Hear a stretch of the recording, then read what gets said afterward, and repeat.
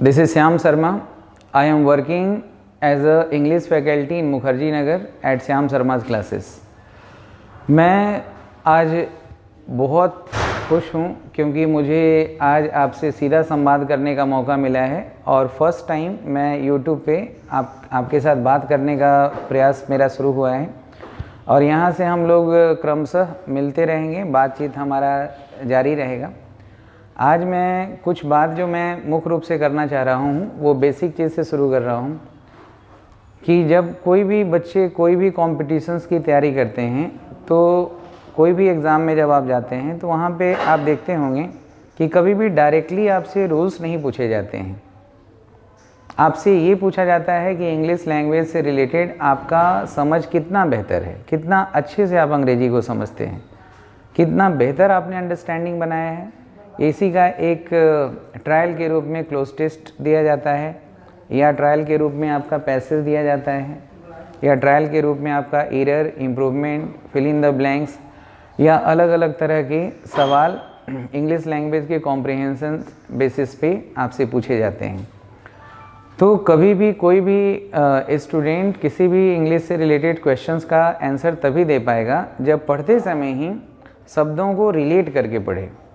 जब शब्दों को रिलेट करके पढ़ते हैं तब आपका जो एबिलिटी, जो आपका एप्टीट्यूड बनता है वो कुछ इस तरह से हो जाता है, आपकी चीज़ों को अच्छे तरीके से एनालाइज करना शुरू कर देते हैं और यही चीज़ों की ज़रूरत होती है।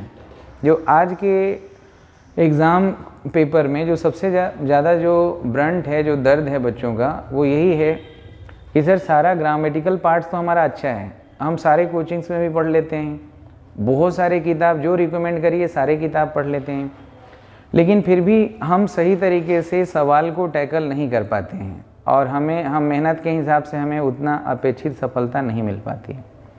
तो इसके पीछे का रीज़न आप खुद समझिए और जहाँ पे समस्या है उसी के पास काम करके हम सफलता प्राप्त कर सकते हैं। अगर सफलता यहाँ पे है पड़ा हुआ और हम यहाँ पे मेहनत चाहे 24 घंटा कर लें, सफलता नहीं मिल पाएगा। तो आज जैसे सवाल जवाब बनाते होंगे तो 4 ऑप्शंस में, क्लोज टेस्ट का ही एग्जांपल ले लीजिए, तो आपको 4 ऑप्शंस में चारों ऑप्शन लगभग एक जैसा लगता है। उसको डिफ्रेंशिएट करना, उसको मीनिंग और यूसेज या ग्रामेटिकल वैल्यू के आधार पे बच्चों को कहीं कहीं दिक्कतें आती है।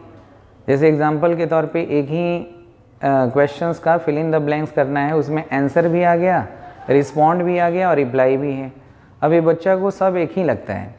तो जब तक इन चीज़ों को सही तरीके से नहीं पढ़ें, हम सही जगह पे उसको वर्ड का सही ऑप्शन का प्लेसमेंट नहीं कर पाएंगे।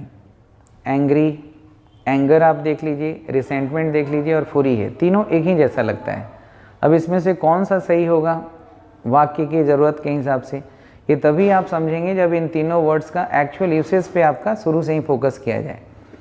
तो ये सिर्फ एक कुछ चंद 100, 200, 400 शब्द नहीं है, बल्कि ग्रामर के पूरे जो ग्रामर पार्ट्स ऑफ स्पीच हैं उनको रिलेटिव तरीके से ही देखना होगा, रिलेट करके देखना होगा, कंपेयर करके देखना होगा। मेरे हिसाब से ग्रामर का जो अध्ययन होता है वो शब्दों का रिलेटिव स्टडीज़ होता है और जब शब्दों को हम रिलेट करते हैं तब जाके हम सही मायने में उसके एसेंस को समझ पाते हैं।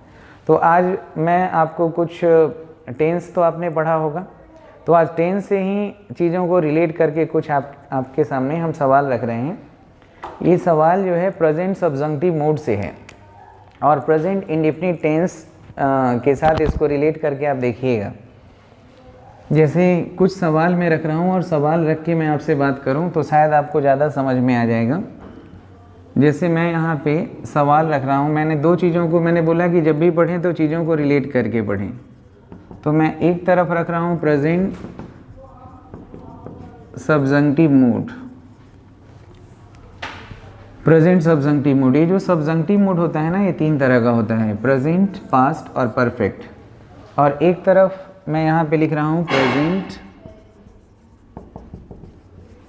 Indefinite tense.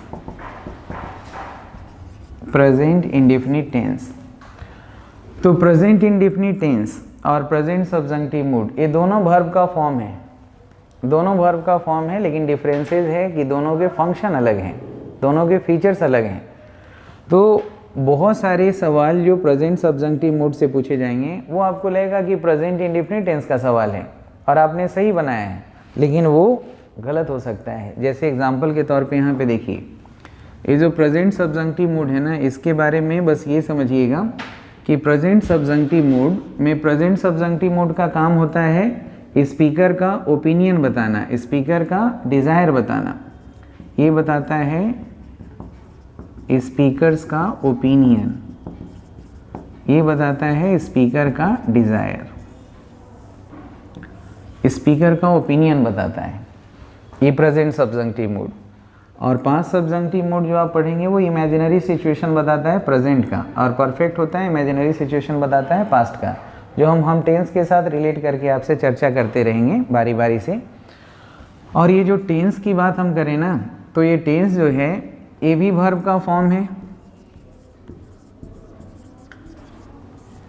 और प्रेजेंट सब्जंक्टिव मूड अगर कोई पूछता है कि बताइए भाई साहब प्रेजेंट सब्जंक्टिव मूड क्या है, तो ये भी वर्ब का फॉर्म है, लेकिन दोनों का फंक्शन अलग है। स्पीकर का ओपिनियन बताता है, डिज़ायर बताता है, इनडायरेक्टली आप किसी चीज़ को एडवाइस देते हैं, किसी को ऑर्डर देते हैं, रिक्वेस्ट करते हैं। और ये जो टेंस की जब हम बात करें तो हमारा मुख्य कंसर्न होता है टाइम बताना, चाहे एक्शन का टाइम बताएं, स्टेट का बताएं या पोजीशन का बताएं। जब हम टाइम बताते हैं वो टेंस होता है, जब इंटेंशन बताने लगे तो प्रेजेंट इंडेफिनिट टेंस नहीं बल्कि प्रेजेंट सब्जंक्टिव मूड होता है। जैसे एग्जांपल के तौर पे आप वाक्य को पढ़िए और उसका मीनिंग समझिएगा। आई वॉन्ट दैट एवरीबडी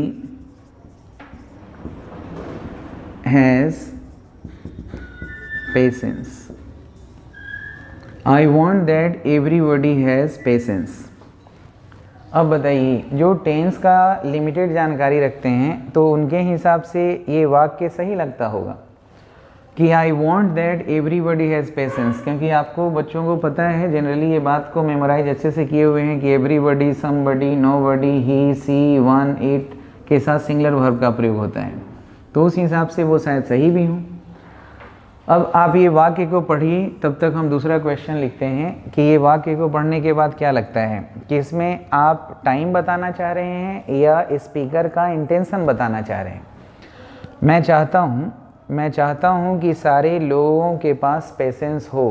क्या सारे लोगों के पास पेशेंस है? नहीं। मैं चाहता हूँ कि सारे लोगों के पास पेशेंस हो, सभी लोगों के पास पेशेंस नहीं है। मैं चाहता हूँ, ये मेरा इच्छा है, मेरा ओपिनियन है। तो ये हमारा प्रेजेंट सब्जंक्टिव मूड है। तो इसमें क्या गलती है ये आप बताइए, फिर बाद में तो मैं एक्सप्लेन करूँगा एक एक। जैसे अगर मैं कहता हूँ कि my father advises that she runs fast.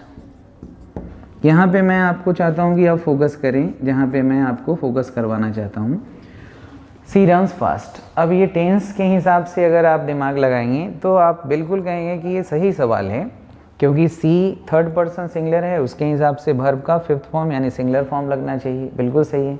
लेकिन ज़रा एक बार पढ़ के तो देखिए कि ये कहना क्या चाह रहा है। मेरे पिताजी सलाह देते हैं कि वह तेज़ दौड़े। मेरे पिताजी सलाह देते हैं कि वह तेज़ दौड़े, वह तेज़ दौड़ती नहीं है। मेरे पिताजी सलाह देते हैं, ये मेरे पिताजी का इंटेंशन है, मेरा इच्छा है, तो वो टेंस का केस नहीं है। ये हमारा जो है, ये जो हमारा है ये प्रेजेंट सब्जंक्टिव मूड है, उस हिसाब से हमें वर्ब का फॉर्म लगाना चाहिए। जैसे यहाँ पे एग्जांपल के तौर पे देखिए, आई order that he is the captain of your team. He is the captain of your team. अब यहाँ पे देखिए, he is the captain of your team. हमने ज़्यादा नहीं 3 बात को यहाँ पे डिस्कस किया है, और इन तीनों वाक्य में आप ज़रा सा ध्यान से देखिए। अब बच्चों को लग रहा होगा कि यहाँ पे एवरीबॉडी है तो हैज़ सही लगाया है, सी है तो रन सही है, ही है तो इज सही है, लेकिन ये है तीनों वाक्य गलत।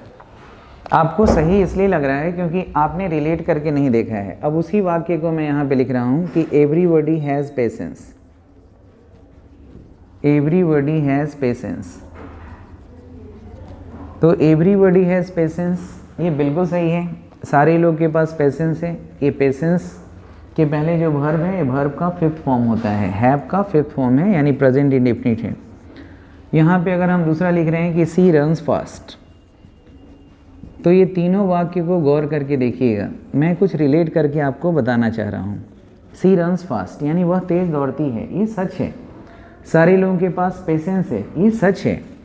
तीसरा जो आपका लिखा हुआ है कि he is the captain, he is the captain of your team, he is the captain of your team, तो ये वाक्य भी बिल्कुल सही है। यहाँ पे देखिए, इस वाक्य में दो चंक में तोड़िए, ये हो गया हमारा सब्जेक्ट, ये हो गया प्रेडिकेट, ये हो गया सब्जेक्ट, ये हो गया प्रेडिकेट। प्रेडिकेट हमेशा वर्ब से शुरू होता है, प्रेडिकेट के लिए एक फाइनाइट वर्ब यानी मेन वर्ब होना ज़रूरी है। तो देखो एवरीबडी हैज़ पेशेंस, वहाँ भी लिखा हुआ है एवरीबडी हैज़ पेशेंस, लेकिन दोनों में फ़र्क देखिएगा, दोनों में फ़र्क देखिए आप, थोड़ा सा रिलेट करके देखिए। हमने बोला कि प्रेजेंट इंडेफिनिट टेंस, टेंस भी वर्ब का फॉर्म होता है और सब्जंक्टिव मोड भी वर्ब का फॉर्म होता है। ये बताता है टाइम, चाहे एक्शन का, स्टेट का और पोजीशन का, और वो बताता है एक्शन हो, स्टेट हो, पोजीशन हो, उसकी इच्छा बताता है, ना कि टाइम बताता है। तो अगर हम यहाँ पे कह रहे हैं कि सारे लोगों के पास पेशेंस होना चाहिए, ये फैक्ट, सारे लोग के पास पेशेंस है, ये सही बात है, सारे लोग के पास पेशेंस है, ये प्रेजेंट इंडेफिनिट है। और प्रेजेंट इंडेफिनिट मैंने बोला कि वर्ब का फॉर्म है, तो वर्ब के फॉर्म से आप इसको पहचानिए। देखिए एक वर्ब का फिफ्थ फॉर्म होता है, जैसे हैव हो गया हमारा वर्ब का फर्स्ट फॉर्म, और सेकेंड फॉर्म हो जाता है हैड, थर्ड हो जाता है हैड, फिफ्थ हो जाता, फोर्थ हैविंग और फिफ्थ हैज़। तो हैव हो गया वर्ब का फर्स्ट फॉर्म और हैज़ हो गया वर्ब का फिफ्थ फॉर्म, है ना। तो ये वर्ब का फर्स्ट और फिफ्थ फॉर्म होता है जो प्रेजेंट इंडेफिनिट है। जैसे यहाँ पे एक्शन की अगर हम बात करें तो डू किसी भी एक्शन को रिप्रेजेंट कर रहा है, डू फर्स्ट फॉर्म हुआ, did second, done third, doing fourth और डज फिफ्थ फॉर्म, ये एक्शन के लिए होता है। और स्टेट के लिए आप यूज करते हैं be first form, second form हो जाता है वॉज वर, थर्ड हो जाता है बीन, फोर्थ हो जाता है बीइंग और फिफ्थ होता है इज, एम, आर। तो आप बिल्कुल सही लगाते हैं सब्जेक्ट के हिसाब से। अगर पोजीशन बताना है, वर्ब के तीन गुण होते हैं, पोजीशन बताना, एक्शन बताना और स्टेट बताना। वैसे स्टेट और पोजीशन दोनों स्टेट में ही आता है, लेकिन हमने थोड़ा अलग किया है। तो देखिए वर्ब के फॉर्म से हम टेंस को पहचानते हैं, तो वर्ब का फर्स्ट फॉर्म और फिफ्थ फॉर्म जो हम लगाते हैं सब्जेक्ट के अनुसार, वो होता है हमारा टेंस। तो टेंस में हम ये रूल फॉलो करते हैं कि थर्ड पर्सन सिंगुलर नंबर है तो उसके साथ has, does, is, am, are, is का प्रयोग करते हैं। तो ये जो सब्जेक्ट के अनुसार बदलता है वो हमारा टेंस होता है। लेकिन प्रेजेंट सब्जंक्टिव मोड्स की जब हम बात करेंगे, जो हमारा टाइम नहीं बताता, वो सब्जेक्ट का इंटेंशन बताता है। क्या बताता है? सब्जेक्ट का इंटेंशन। तो जब सब्जेक्ट का इंटेंशन बताना है ना, तो उसके लिए हमारे पास एक ही वर्ब के फॉर्म है, वो है हमारा वर्ब का फर्स्ट फॉर्म। यानी कि जब आप सब्जंक्टिव मोड की बात करेंगे तो प्रेजेंट सब्जंक्टिव मोड के लिए हमारे पास जो वर्ब का फॉर्म है वो है वर्ब का फर्स्ट फॉर्म। जैसे एक्शन बताना है तो इसके लिए डू हो जाएगा, पोजीशन बताना है तो हैव हो जाएगा, स्टेट बताना है तो बी हो जाएगा। हमारे पास बस यही चॉइस है अगर प्रेजेंट सब्जंक्टिव, यानी यही चॉइस है हमारे पास, ऑप्शन चॉइस है। अगर आप दिखाना चाह रहे हैं इंटेंशन स्पीकर का, आप दिखाना चाह रहे हैं डिज़ायर स्पीकर का। अब इसमें चाहे इनडायरेक्टली, याद रखें इसमें सारा इनडायरेक्ट एडवाइस, रिक्वेस्ट, ऑर्डर, ये सब इसमें आ जाता है। इनडायरेक्ट इसलिए बोल रहे हैं तो ये आपके लिए बहुत अच्छा एक हिंट है कि इनडायरेक्टली ही हम प्रेजेंट सब्जंक्टिव मोड को एक्सप्रेस करते हैं, सिर्फ इनडायरेक्टली। अतः इनडायरेक्टली जब एक्सप्रेस करते हैं तो जब हम प्रेजेंट सब्जेंटिव मूड को एक्सप्रेस करते हैं तो वहाँ दैट कंजंक्शंस का होना ज़रूरी है, दैट कंजंक्शन होना ही होना है। तो यहाँ पे देखिए दैट कंजंक्शन होगा, ये बात सच है, इसको एकदम फिक्स मान के चलिए कि ये चीज़ें यूनिवर्सल है, बेसिक है, ये कभी नहीं बदलेगा। जब भी हम प्रेजेंट सब्जेंटिव मूड का यूज़ करते हैं तो वहाँ दैट होना ही होना है। देखिए यहाँ दैट है ना, यहाँ दैट है। दूसरा हिंट आपको मिलेगा कुछ वर्ब से और कुछ एडजेक्टिव से। हालांकि हमने यहाँ पे सिर्फ वर्ब का ही उदाहरण दिया है, जो आप वर्ब से भी समझिए, इसमें हम एडजेक्टिव का भी यूज़ करेंगे। तो सबसे पहले मैं आपसे पूछता हूँ, जो बताइए अगर थोड़ा बहुत भी समझा है तो। हालांकि हम लोग का आज पहला दिन है, ये शुरुआत में हम लोग कुछ थोड़ा सा चर्चा कर रहे हैं। देखिए हमने 3 ही एग्जाम्पल्स लिए हैं, बाकी धीरे धीरे एग्जाम्पल्स हम बढ़ाएंगे।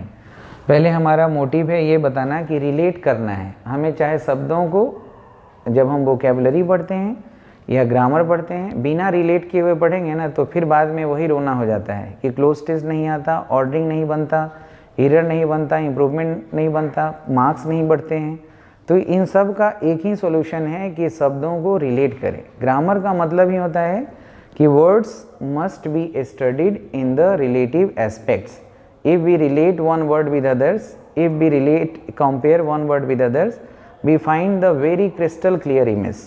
तो रिलेट करना हमें सीखना चाहिए, और बिना रिलेट किए हुए पढ़ेंगे तो हमारा पढ़ाई का मतलब ही क्या, जब हम तर्क ही ना कर सकें। और तर्क ही तो करना है कि ऑप्शन में माइजर भी लिख दिया, माइजरली भी लिख दिया, निगार्ड भी लिख दिया और निगार्डली भी लिख दिया, फुलिस भी है, फुल भी है, नॉनसेंस भी है, ह्यूज भी लिख दिया और जिगेंटिक भी लिख दिया।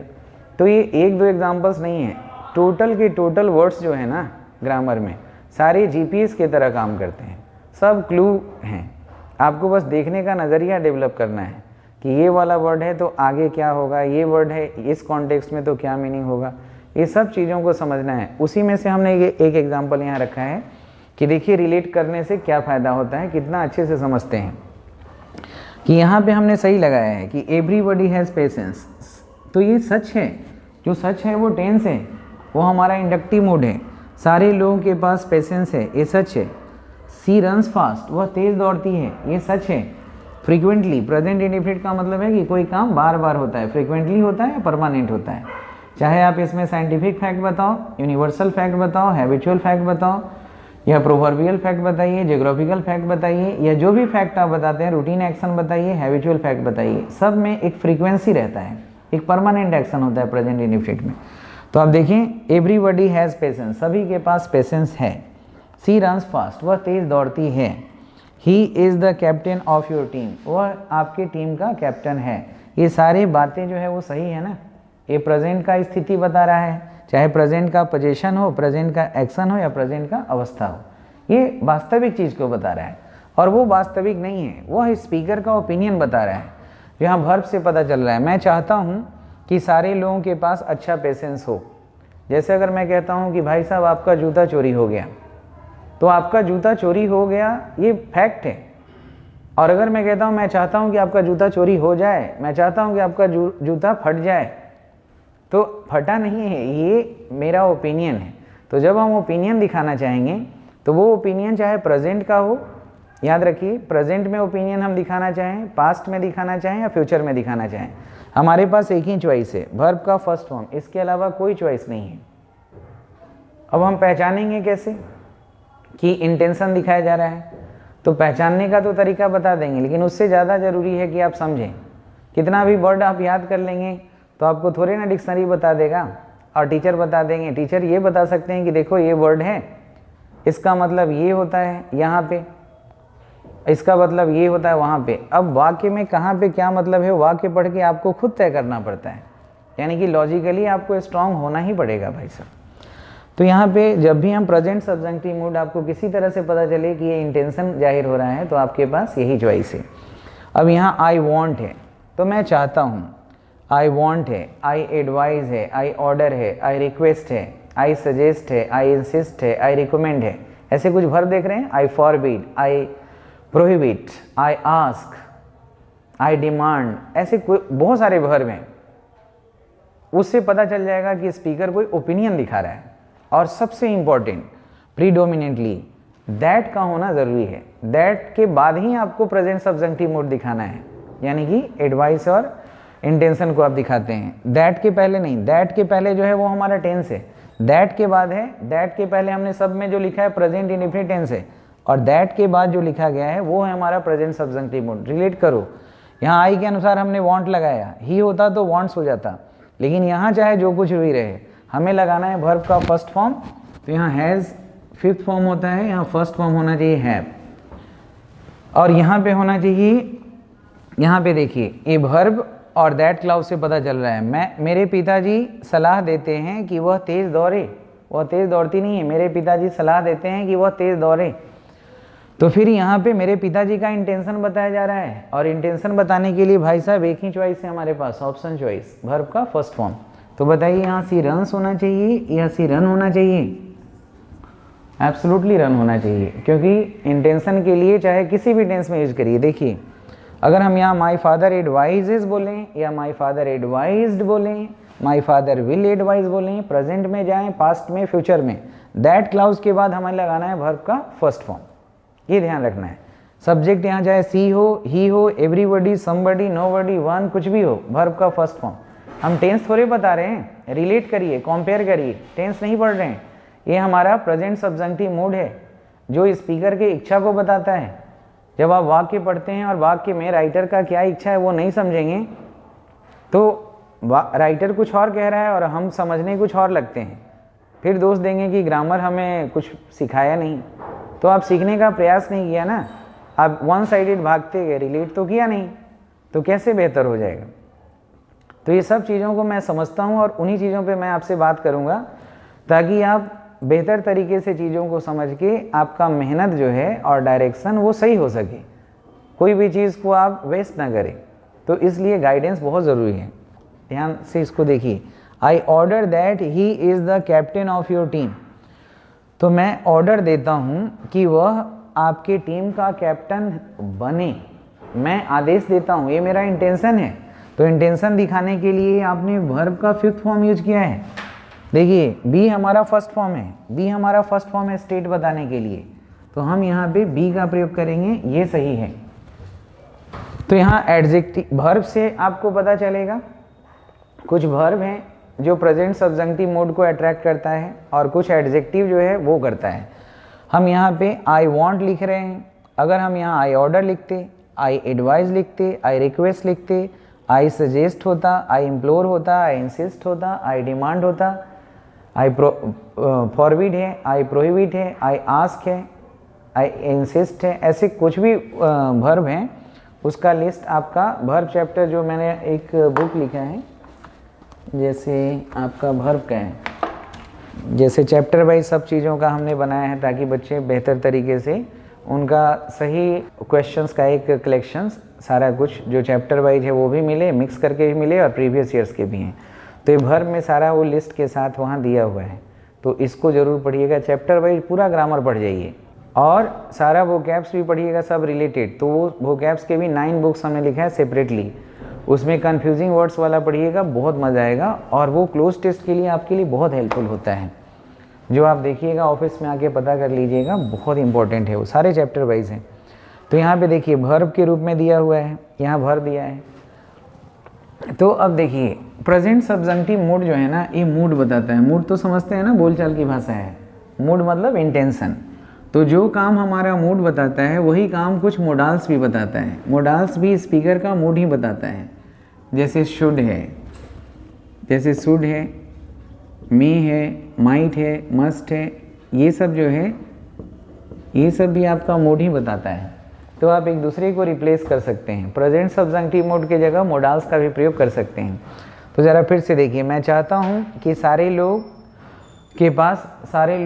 के पास पेशेंस हो, तो यहाँ पे have present subjective mode use किया है, ये भी सही है, या आप यहाँ अगर मोडाल्स यूज करें शुड हैव, ये भी सही है, दोनों करेक्ट है दोस्त। मैं चाहता हूँ कि सारे लोग पेशेंस रखें, एवरीबडी हैव और एवरीबडी शुड हैव।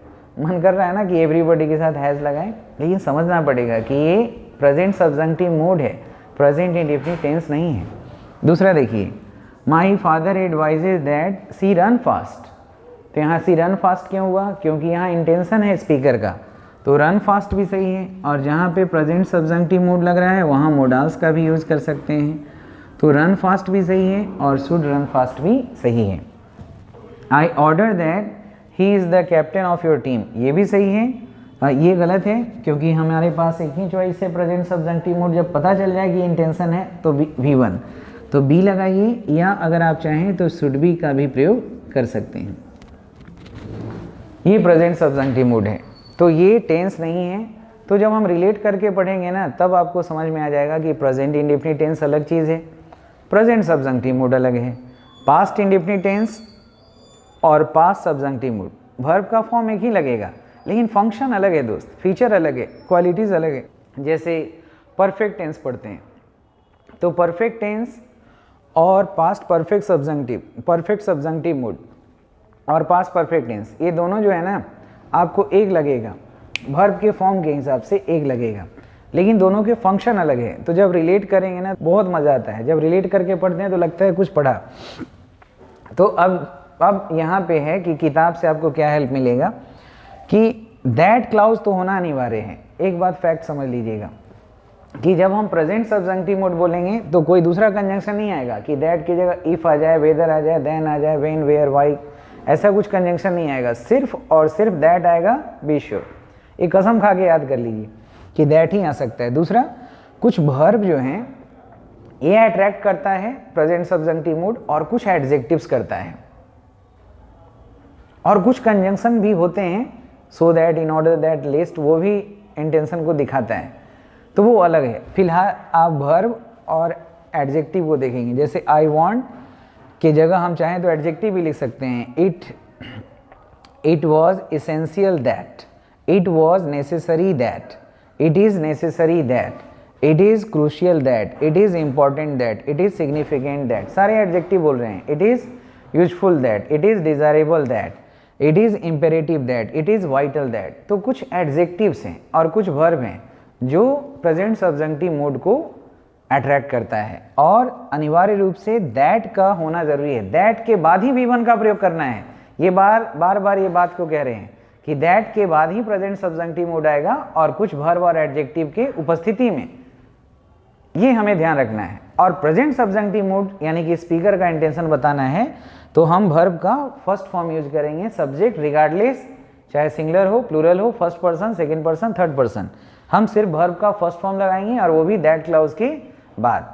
बाकी डिटेल में इन सब चीज़ों का आप बुक से स्टडी करिएगा, और कुछ क्वेश्चन और आंसर दोनों साथ में मैं इसके साथ अटैच कर रहा हूँ, जिसको आप देखने का प्रयास करिएगा। एक बार फिर से मैं बता दूँ कि यहाँ वर्ब भी हो सकता है और कुछ खास एडजेक्टिव भी हैं जो इंटेंशन दिखाता है। जैसे I order that he be the captain of your team, I advise that he be, I request that he be, I implore that, I recommend that, I insist that, या यहाँ adjective लगा रहे हैं।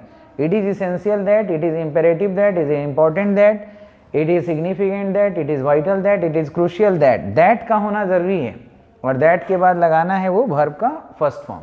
Verb के 5th form होते हैं, और verb जो होता है एक्शन, स्टेट, पोजीशन, और एक्शन में भी हो रहा है, हैपनिंग है, डूइंग है, स्टेट में पोजीशन है या स्टेट ऑफ बीइंग है, ये सब कुछ दिखाता है। ये वर्ब इतना बड़ा टॉपिक है, वर्ब के बिना कोई वाक्य बन ही नहीं सकता।